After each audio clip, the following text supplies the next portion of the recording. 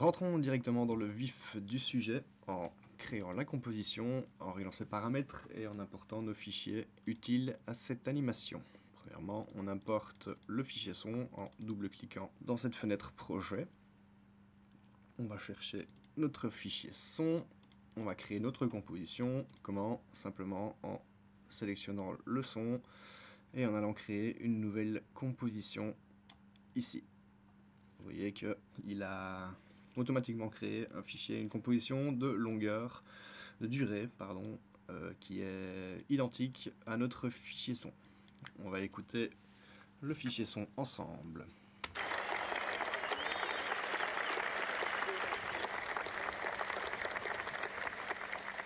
So even though we face the difficulties of today and tomorrow, I still have a dream.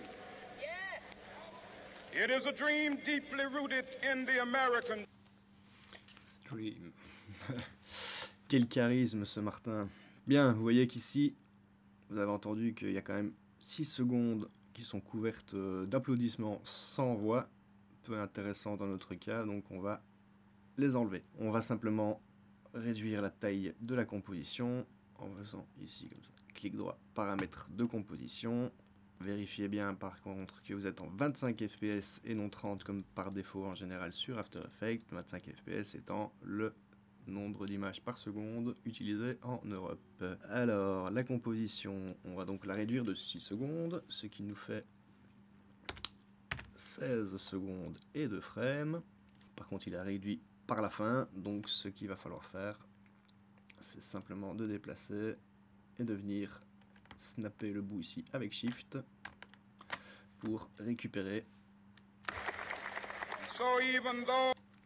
la voix dès la deuxième seconde.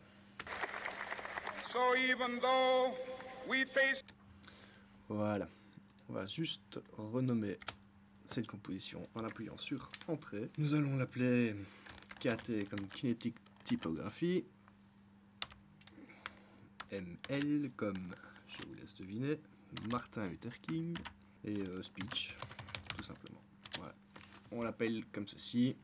Attention que notre projet n'est pas enregistré. Enregistré sous. Et on va l'appeler 0201.